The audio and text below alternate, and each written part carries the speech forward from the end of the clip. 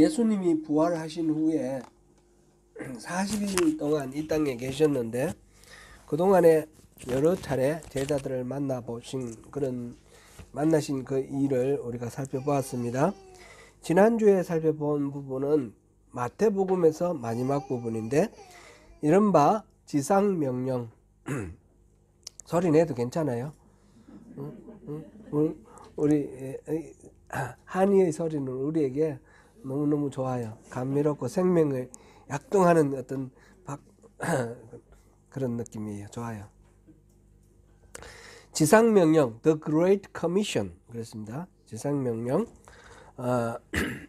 모든 족속을 제자로 삼아 가지고 아버지와 아들과 성령의 이름으로 세례를 베풀고 예수님께서 그동안 분부하신 여러 가지 가르치심을 다 가르쳐서 지키게 하라. 이렇게 마지막으로 유언처럼 그렇게 말씀을 하셨습니다. 오늘은 누가복음을 기록했던 누가가 사도행전을 계속해서 기록했는데 이 누가가 전한 예수님의 마지막 말씀을 우리 함께 살펴보도록 하겠습니다. 먼저 지난번에도 한번 언급한 적이 있지만 복음서를 기록한 제자들이 경험한 내용과 수집한 자료들이 서로 약간씩 다르기 때문에 보는 관점에서 자기가 강조하고 싶은 것도 다르고 또 관심 갖는 것도 다르니까 복음서의 기록도 약간씩 다르다라는 것을 우리가 이해하고 봐야 됩니다.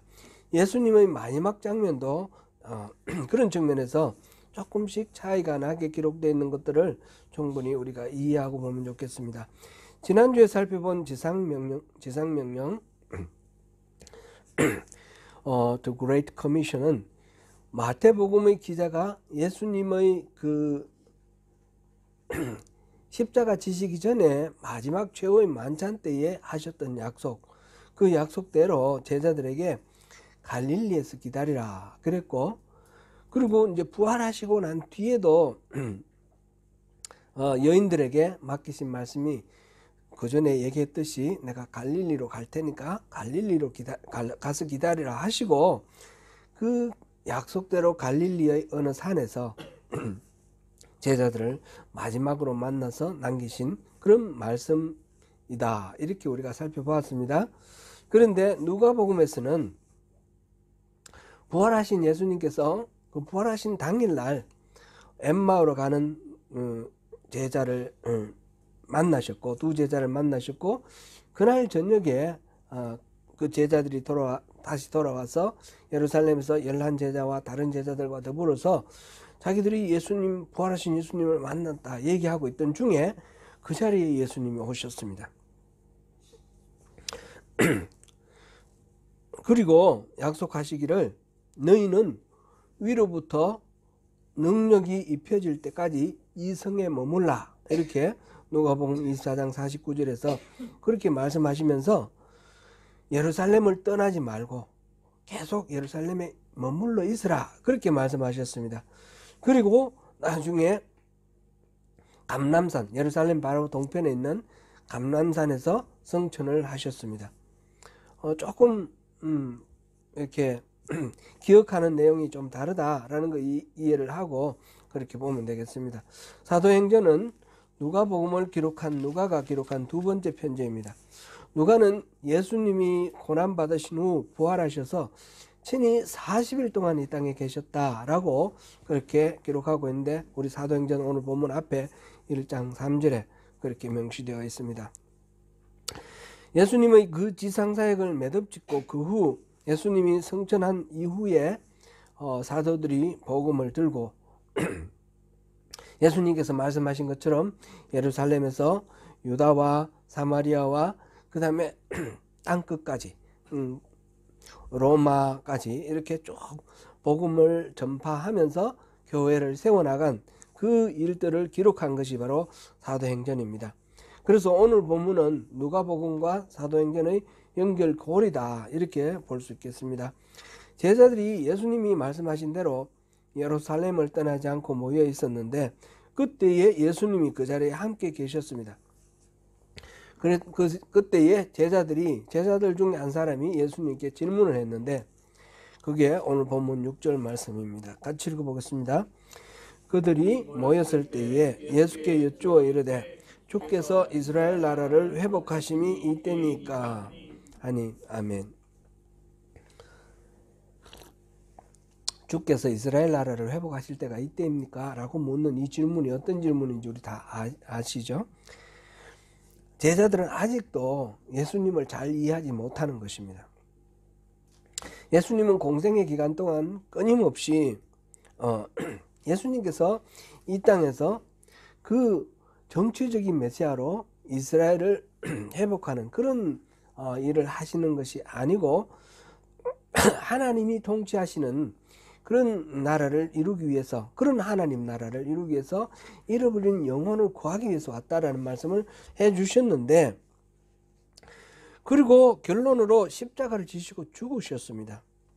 그리고 부활하셨고, 부활하신 후에도 여러 제자들을 만나시면서 말씀을 해 주셨는데, 아직도 제자들은 예수님이 지금 부활하셨으니까, 더 큰 권능을 갖고 계시니까 이제 식민지로 지금 지배하고 있는 이 로마 제국을 물리치고 이 이스라엘을 옛날에 다윗 왕과 솔로몬 때의 그 번영하던 나라로 회복시켜 주실 때가 바로 이때인가, 그렇게 생각하고 물어보는 것입니다. 예수님을 여전히 정치적인 메시아로 묶어두고 있는 그런 상황입니다. 우문현답이라는 말이 있습니다. 우자는 어리석을 우자고, 문자는 물을 문자, 현자는 어질 현자인데 현명하다, 지혜롭다 그런 뜻이고, 그 다음에 답은 이제 대답한다 그런 뜻이죠.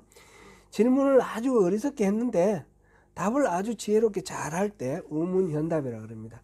제자들은 엉뚱한 질문, 아주 어리석은 질문을 했지만 예수님께서는 아주 현답을 하시는 것이 오늘 본문입니다. 7절 8절 우리 같이 읽어보겠습니다. 이르시되 때와 시기는 아버지께서 자기의 권한에 두셨으니 너희가 알 바 아니요 오직 성령이 너희에게 임하시면 너희가 권능을 받고 예루살렘과 온 유대와 사마리아와 땅끝까지 이르러 내 증인이 되리라 하시니라. 아멘. 예수님께서는 제자들의 질문에 대해서는 아버지께서 자기의 권한에 두셨으니 우리가 알 바가 없다 이렇게 하시면서 그 부분은 신비의 영역으로 남겨두었습니다. 그리고 하시는 말씀이 땅끝까지 이르러 복음을 전거하는 그런 정인이 되라, 나의 정인이 되라, 그렇게 말씀을 하셨습니다. 이 말씀을 하시면서 이 마지막 명령인 셈인데, 정인이 되라 하지 아니하시고 정인이 되리라 이렇게 말씀하셨어요. 정인이 되라 라고 이렇게 명령형으로 말씀하지 아니하시고 될 것이다, 되리라, 말하자면 미래형, 미래 시제의 서술형으로 미래에 반드시 그렇게 될 것이다 라는 것을 단정적으로 지금 말하고 있는 것입니다. 더욱 확실한 예수님의 그런 어떤 약속에 담긴 그런 표현이다 이렇게 볼 수 있겠습니다. 사도들이 앞으로 감당해야 할 사역의 영역은 땅끝까지입니다. 사도행전이 그 지역의 확장을 따라 계속해서 기록해 나가고 있는데, 지금 모두 모여있는 예루살렘에서 성령의 세례를 받고, 그 다음에 권능을 받고, 그 다음에 이 예루살렘에서 모든 준비가 되는 것이 1장부터 7장까지 이야기고, 그 다음에 이 예루살렘에서 온 유다와 그 다음에 사마리아를 거쳐서 나가는 것이 8장 1절부터 11장 18절까지이고, 그 다음에 땅끝이라 그러는데 안디오크에서부터 시작해서 터키, 그 다음에 저 그리스 지역 지나서 로마까지 이렇게 온 세계로 복음이 전해지는 것이 11장 19절부터 마지막 28장 31절까지입니다. 이 사도행전을 기록한 누가가 기록한 누가복음에서는 예수님이 갈릴리를 중심으로 해서 갈릴리에서 복음을 전파하고 여러 가지 기적과 이사를 행하면서 하나님 나라를 이렇게 말씀으로 그리고 또 기적으로 이렇게 보여주시면서 말과 시청각으로 보여주시면서 이렇게 사역을 하셨는데, 그러다가 그 요단강 동쪽 지역 베레아 지방이라는데 베레아 지역을 또 통과를 하셔서 그 다음에 유다 지역 들어가셔서 예루살렘까지, 이게 이제 누가복음에 기록된 예수님의 사역의 여정입니다. 갈릴리에서 베레아, 예루살렘. 이제 사도행전에서는 이 예루살렘에서 출발해서 유다와 사마리아 지나서 그 다음에 온 세계로 안디옥부터 시작해서 쭉 터키로 지나간 쭉 로마까지 이렇게 퍼져나갑니다.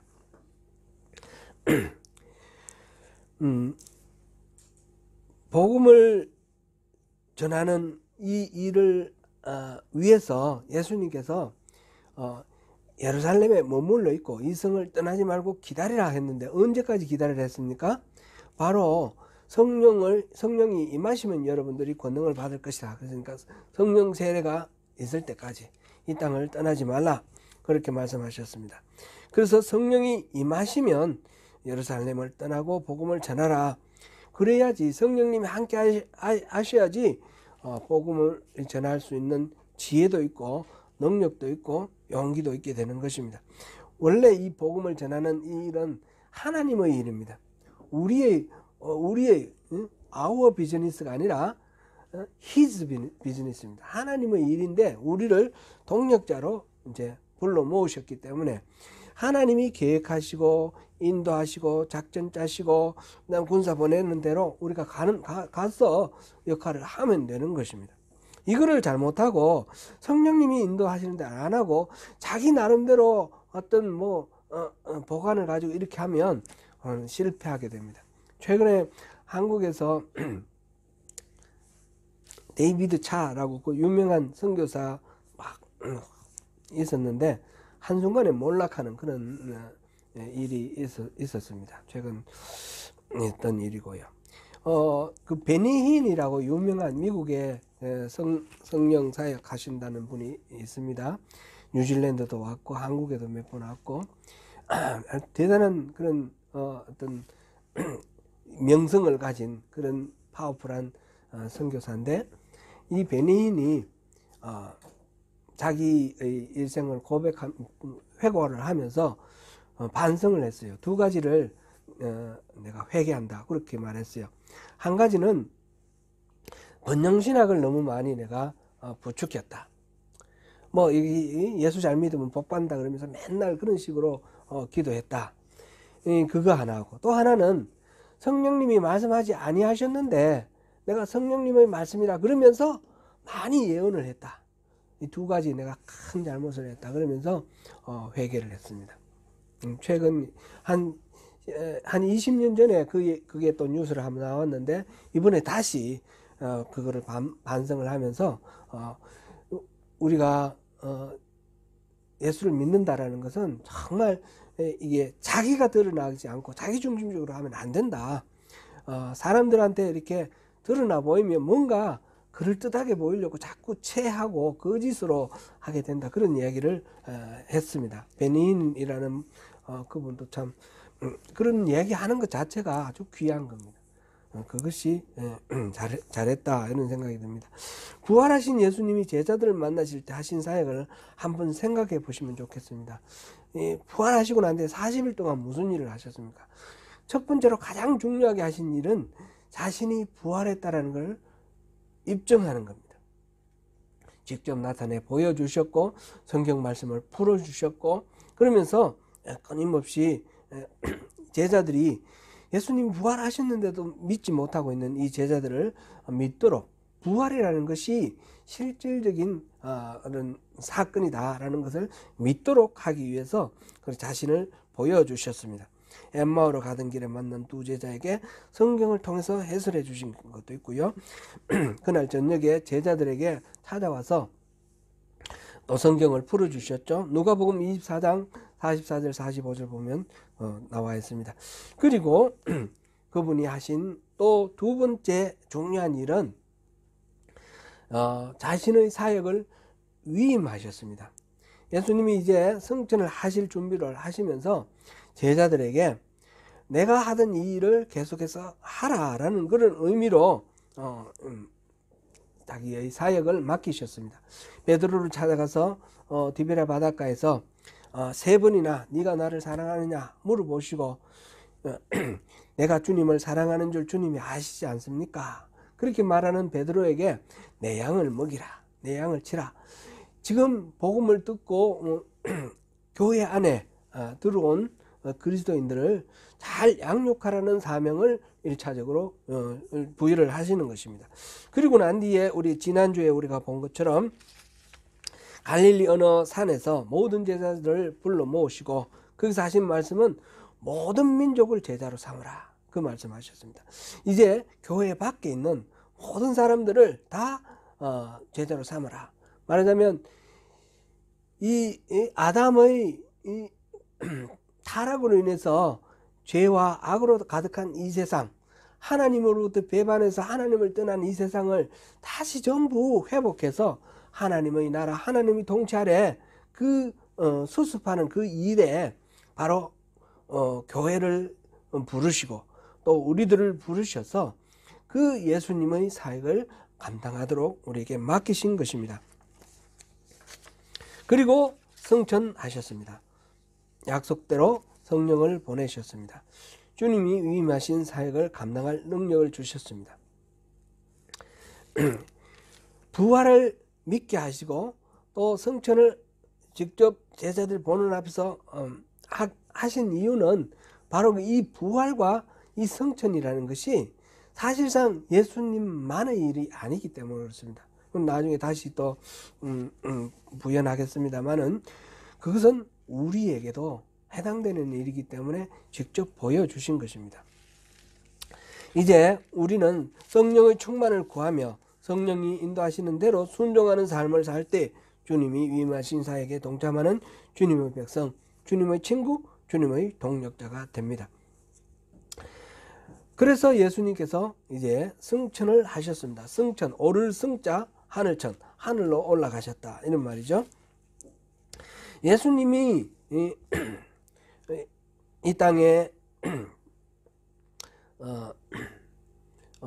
마리아의 뱃속에 잉태해서 이 세상에 태어나서 자라서 공생애를 시작하고 그리고 마치고 십자가를 지시고 그 다음에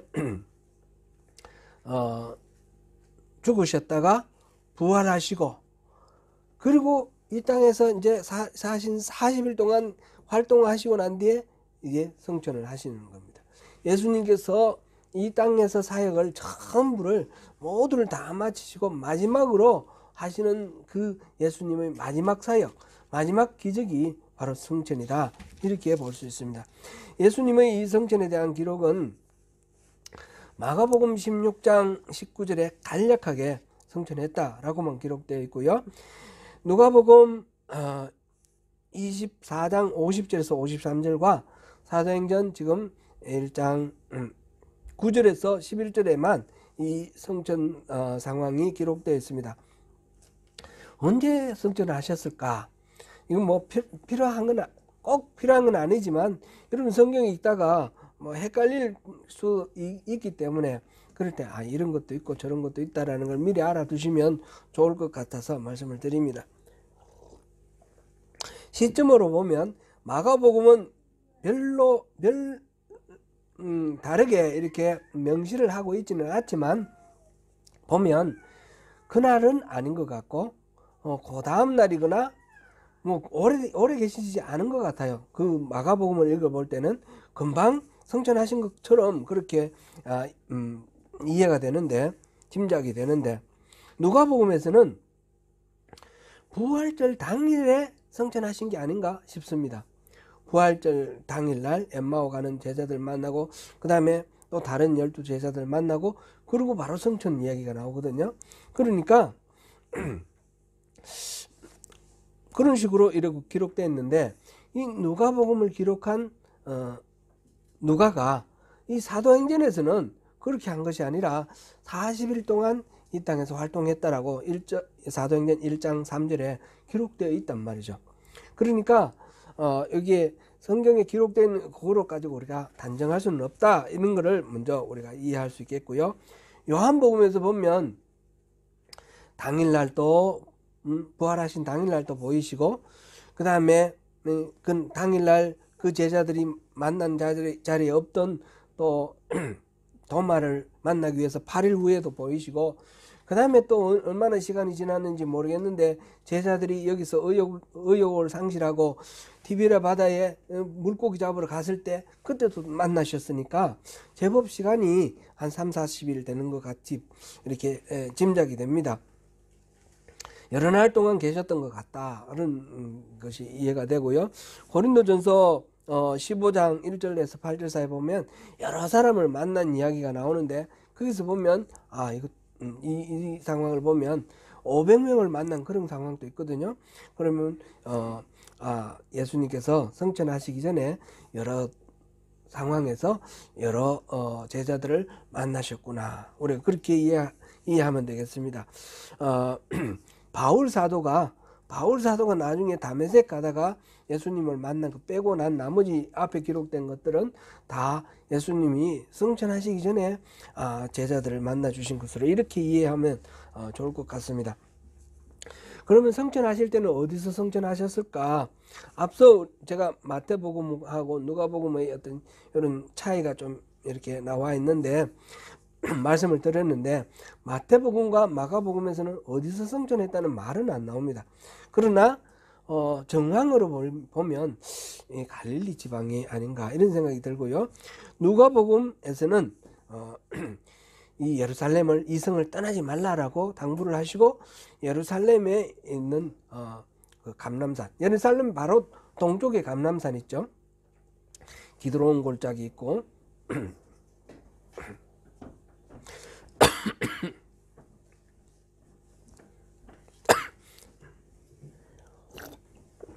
감람산, 지금 누가복음에서는 베다니에서 성전했다 그랬고, 사도행전에서는 감람산에서 성전했다 그러니까 이게 좀 다른가 싶은데, 베다니라는 그 마을이 감람산에 감람산 기슭에 있는 것입니다. 그리고 이쪽 베다니가 있고 그 다음에 벳바게가 있고 이 다 감람산 기슭에 있으니까 지금 사도행전에서 베다니 앞에서 성천했다 그랬으니까 감람산 거기다 이렇게 볼 수 있겠습니다. 요즘 이렇게 순례 성지 순례를 가면 그 감람산 꼭대기에 성천 교회가 있습니다. 성천 교회 안에 들어가면 바위가 있고 그 발자국 같은 흔적이 있는데, 예수님께서 성천하실 때 그걸 밟고 올라가신 자국이라 그래가지고 그 자리에 이렇게 교회를 만들어 놓고 있습니다. 그거는 그냥 꼭 그것이 증거다 이렇게 보기보다 하나 참고 자료로 우리가 보면 되겠습니다. 성천하신 장면에서 제자들이 보는 데서 올라가셨는데 구름이 가리어 보이지 않게 되었다 이렇게 되어 있습니다. 본문 9절 같이 한번 읽어보겠습니다. 이 말씀을 마치시고 그들이 보는데 올려져 가시니 구름이 그를 가리어 보이지 않게 하더라. 구약 성경에서 구름은 여호와의 영광을 나타내는 상징으로 자주 등장합니다. 출애굽기 13장 21절, 16장 10절, 열왕기상 8장 10절, 다니엘 7장 13절 이렇게 나오는데, 출애굽기 보면 구름기둥 불기둥 이스라엘 백성들을 인도할 때 그 구름이 하나님의 임재를 상징하지 않습니까? 그런 식으로 있고요. 다니엘에서 보면 그 하나님이 구름을 인자가 구름을 타고 하나님께로 이렇게 가는 그런 장면이 묘사되어 있습니다. 예수님은 사람의 몸으로 몸을 입고 이 땅에 올 때 참 비천한 모습으로 왔습니다. 가난한 목수와 마리아의 그 사이에서 이렇게 인구조사할 때 집에도 못 들어가고 말구유에 누인 상태로 마구간에서 태어나는 그런 낮은 모습으로 이 땅에 오셨는데, 성천하실 때는 바로 이렇게 하나님의 영광의 상징 구름 가운데서 하늘로 이렇게 올라가시는 그런 모습으로 이렇게 성천하셨습니다. 다른 기록에는 없지만 사도행전 본문에는 흰옷을 입은 두 사람이 등장합니다. 본문 10절 우리 같이 읽어보겠습니다. 올라가실 때에 제자들이 자세히 하늘을 쳐다보고 있는데 흰옷 입은 두 사람이 그들 곁에 서서. 아멘. 십자가에서 숨지신 후 예수님의 제자들이 무덤을 찾아갔을 때에 그 빈 무덤에서도 제자들을 만나 주셨던 두 사람입니다. 누가복음 24장 4절 말씀 같이 보겠습니다.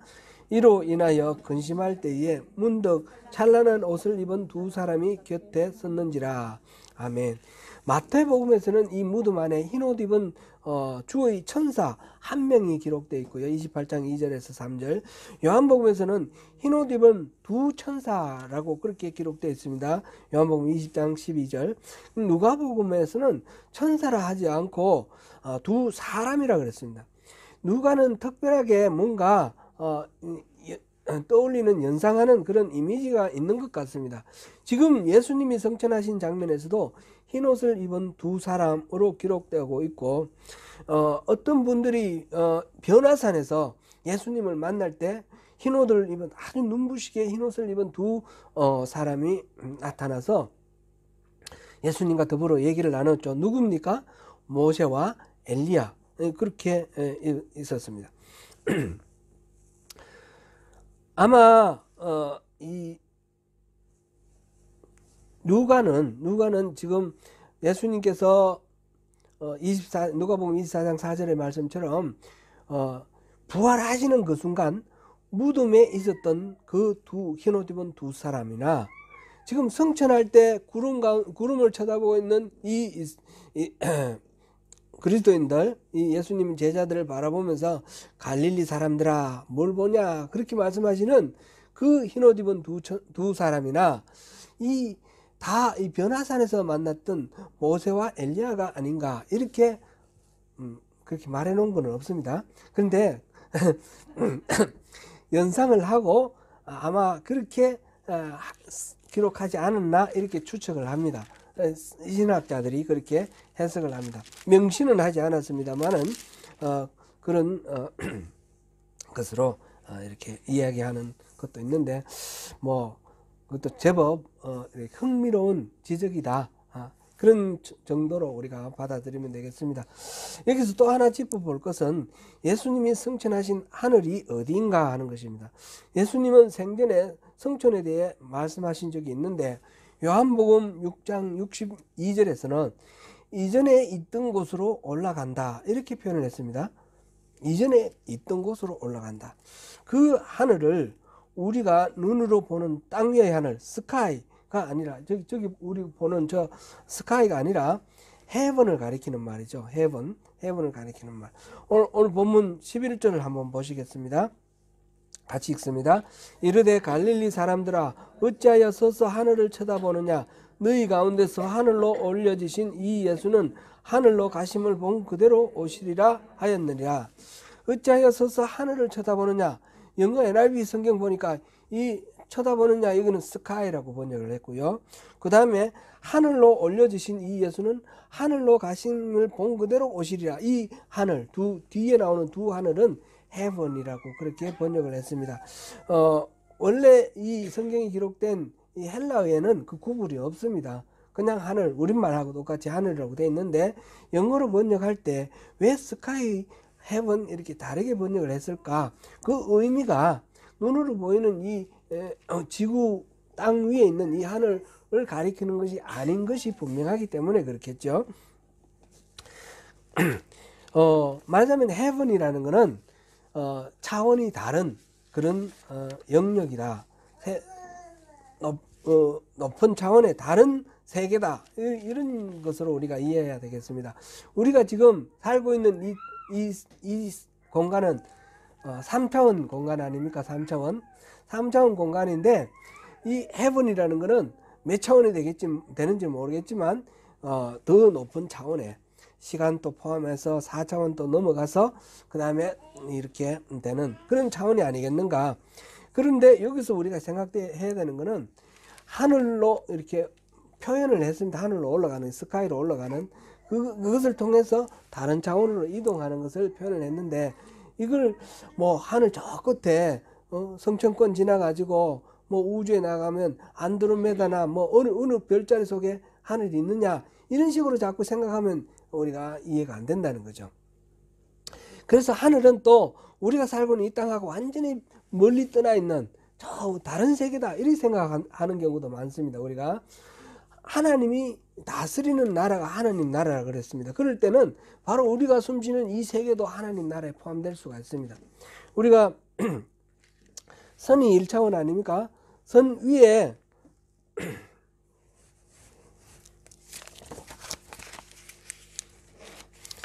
선 위에 한 점이 나의 자리다 생각하면 이게 1차원 위에 있는데 이 면이 2차원입니다. 이 면이 2차원. 그러면 내가 선 자리가 그대로 1차원에서 소속되고 2차원에서 소속되는 거죠.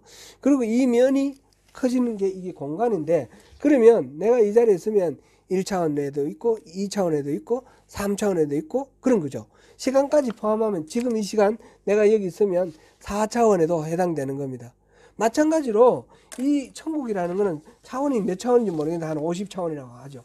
내가 있는 이 자리가 그 50차원의 현장이 될 수 있다는 겁니다. 이 말씀은 무슨 말씀인가 하면 우리가 천국이라고 생각을 할 때 천국은 이 세상하고 별개다 이렇게 생각하면 안 된다는 겁니다. 예수님께서 이 땅에서 공생애를 사시는 동안 계속해서 가르친 그 가르침의 내용은 뭡니까? 우리가 영원한 세계에 대한 소망을 품으라 하지만 그러나 우리가 숨쉬고 살아있는 이 세상에서 빛이고 소금이라 하셨습니다. 이 세상을 하나님이 다스리는 나라, 하나님 뜻을 따라 움직이는 나라로 회복하기를 위해서 이 땅에 오셨다 하셨습니다. 그러니까 이 땅이 하나님 다스리는 하나님의 나라가 되는 것이 맞는 것입니다. 이 땅은 떼놓고 따로 저 멀리 어디 다른 차원에 어떤 곳에 하나님 나라가 있다 이렇게 생각하면 안 되고요.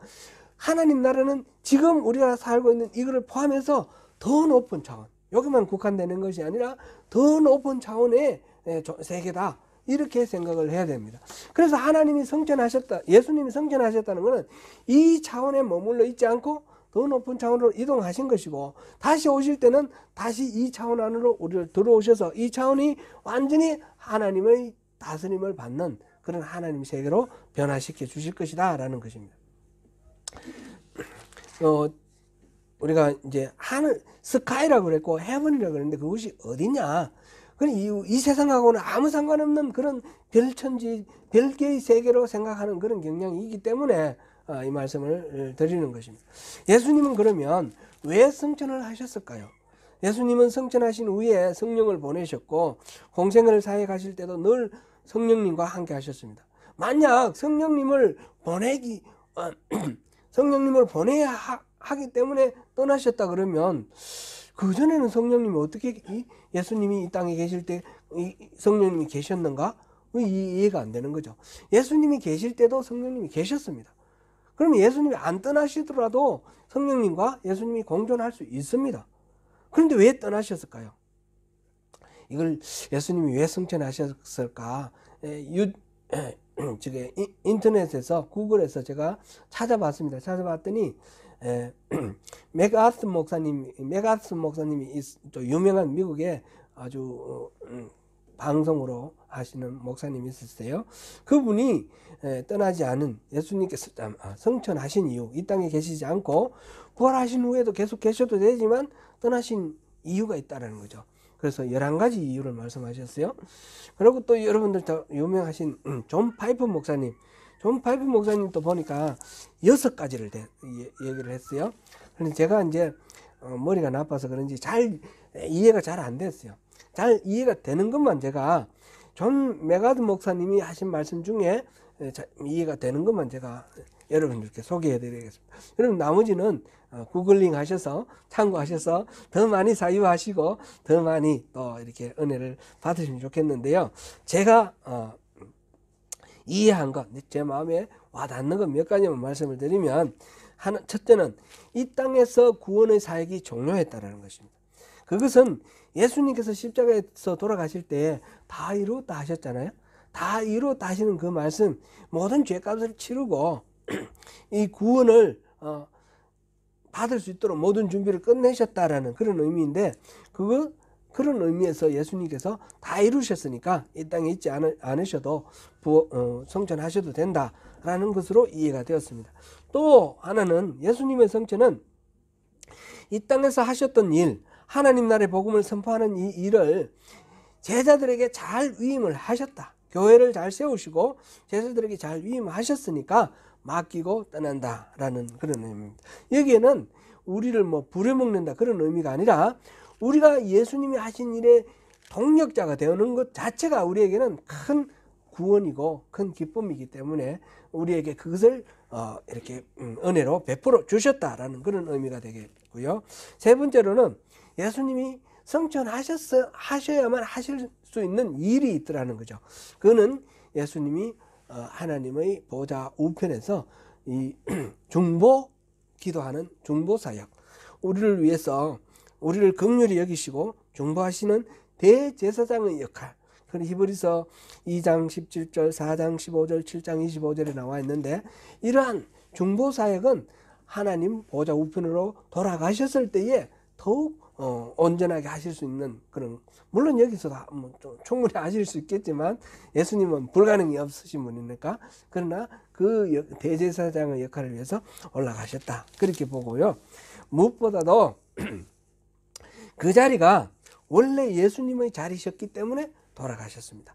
이 땅에 오셔서 그 구원의 길을 마련하신 것으로 충분하니까 본래의 자리로 예수님께서 원래 계셨던 하나님 보좌 우편에 계시다가 우리를 위해서 인간의 육신을 입고 오셨다가 이제 임무를 완수하시고 돌아가신 거죠.